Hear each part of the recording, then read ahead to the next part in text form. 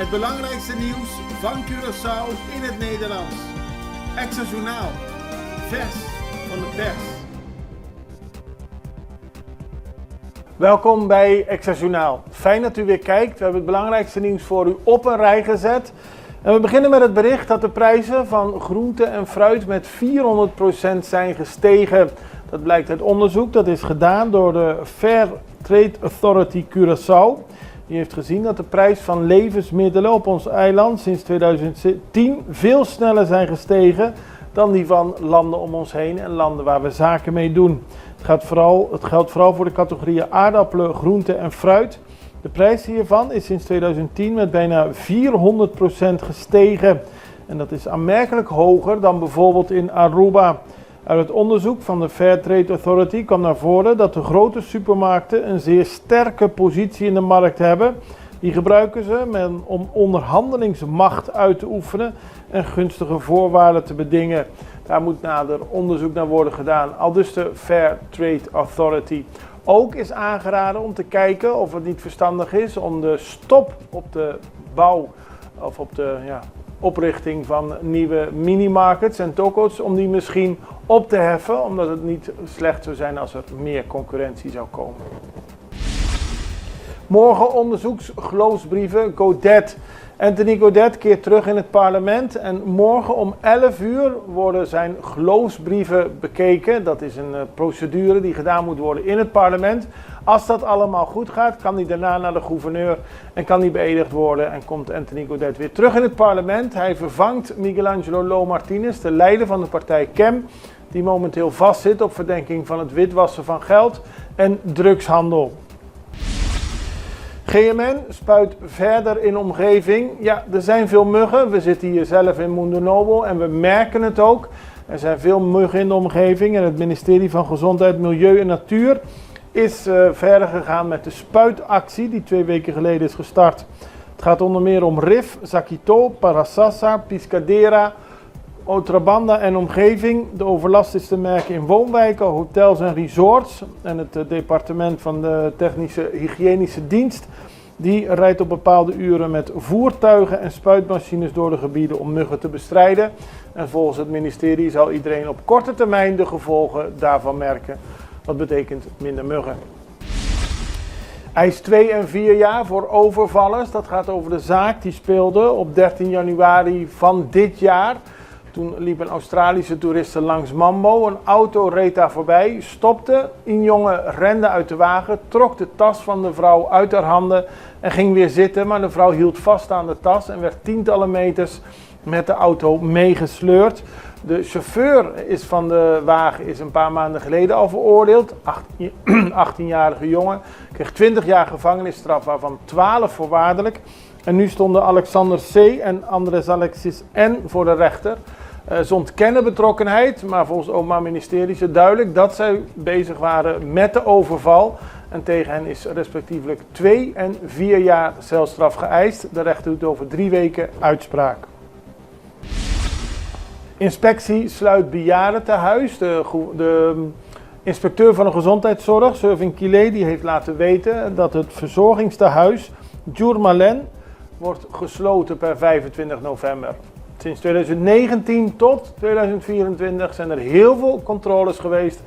Keer op keer was er wat aan te merken. Het huis is niet begonnen met de goede vergunningen.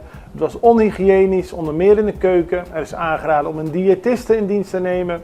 Personeel was niet geschikt om te gaan met ouderen. Dat alles en te weinig verbetering heeft ertoe geleid dat het verzorgingstehuis moet sluiten per 25 november, aldus de inspecteur. Auto voor huis beschoten, dat is een zaak in Montaña, of tenminste de politie van Montaña moest naar de Calle Consolea. Daar was gisterochtend een auto voor de deur van het huis beschoten. Er waren meerdere kogelgaten in de rode Volkswagen te zien. En de eigenaar van de auto en van het huis is naar de politie gegaan en die wil dat er onderzoek wordt gedaan. De politie heeft gekeken naar de kogelgaten en heeft de zaak verder in onderzoek. Groot feest voor ambtenaren. Aan het eind van dit jaar krijgen de ambtenaren van Curaçao een groot feest. Eindejaarsviering voor overheidsmedewerkers met het thema Euphoria Garden. En het wordt gehouden in Capital C, ook wel bekend als de Airport Dome. Mensen kunnen daar feest vieren. Tegelijkertijd krijgen de ambtenaren dit jaar betaling van achterstallige salaris- en lumsum uitkeringen. En in december krijgen ze ook nog een bon van 150 gulden voor de aankoop van boodschappen, zo meldt de Extra vandaag. Op die manier wil de regering de dankbaarheid tonen voor het werk dat de ambtenaren verrichten. Wij gaan even naar een break.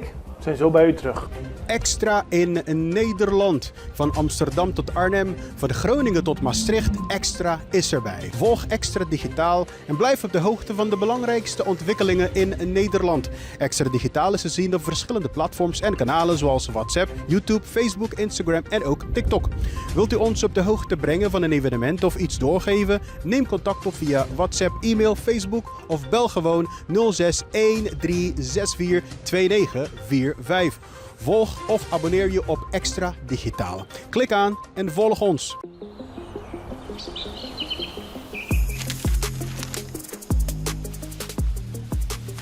Welkom op Curaçao, een van de mooiste eilanden in de Caribiën, een ware parel. En het is een eiland waar je van heel veel zaken kunt genieten. Van de natuur, van de zee, van het eten, van de mensen en zoveel meer. Curaçao is een eiland waar heel veel gebeurt op het gebied van politiek, cultuur, sport en zoveel meer. En Extra Journaal brengt het belangrijkste nieuws van Curaçao. Maar we hebben ook aandacht voor al het nieuws op Bonaire en Aruba en op de bovenwinden, Saba, Sint Maarten en Sint Eustatius. En we belichten al het nieuws van alle kanten. Het nieuws is duidelijk, actueel en vers van de pers. Extra Journaal, elke werkdag op Salto. Op Curaçao zijn we de hele dag bezig met het maken van Extra Journaal. Volg ons op je favoriete Amsterdamse zender, Tauro.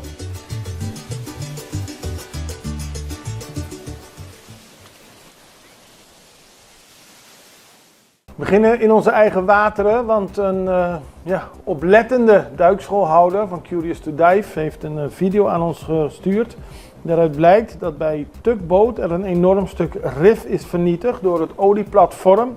En dat is niet de eerste keer dat het gebeurt en het is lastig om te bepalen, om straf op te leggen. Maar het is wel een feit dat het rif wordt vernietigd door slecht gebruik. Zo zegt Hans Pleij van Curious to Dive. Het is ook te zien op de beelden. Hij heeft contact opgenomen met zowel de haveninspectie als met Damen. Maar het is niet dat hij daarvan op de hoogte wordt gesteld wat er gedaan wordt aan de olieplatforms die niet goed omgaan met het milieu. Het is een grote zorg van de duikschoolhouders en het zou een zorg moeten zijn van iedereen op Curaçao dat er niet goed omgegaan wordt met het koraal in dat gebied. Hij vraagt om actie en op de beelden is ook de schade daadwerkelijk te zien. Een andere zaak heeft te maken met gebrek aan onderhoud. Het is niet te vergelijken met de beschadiging, met de vernietiging van het rif. Maar voor de mensen in de omgeving van Weto wel een kleine vervelende situatie. Als je ziet dat deze bank van een bushalte door gebrek aan onderhoud helemaal ingestort is, dan vraag je je af waarom kon er niet wat eerder wat mee gedaan worden. Want dat is wel een probleem op Curaçao. Gebrek aan onderhoud en ook de mensen die gebruik maken van deze bushalte bij Weto, verschillende van zijn wat moeilijker te been, die klagen over de situatie waarbij het straatmobulair zich bevindt.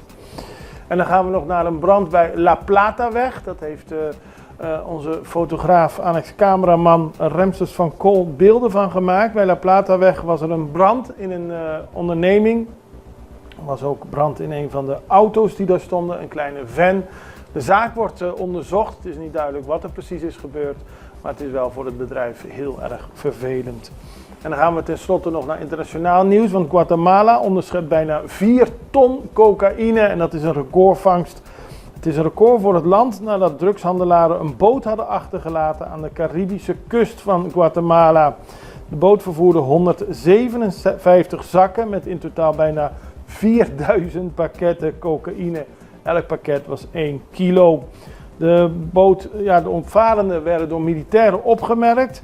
Toen eenmaal duidelijk werd dat de militairen er achteraan kwamen, verhoogden ze de snelheid, vaarden op het strand en gingen er vandoor. Dus ze lieten de boot achter. Het is nog onduidelijk van wie de boot is, maar de minister van Binnenlandse Zaken noemt de inbeslagname van de grote hoeveelheid cocaïne historisch.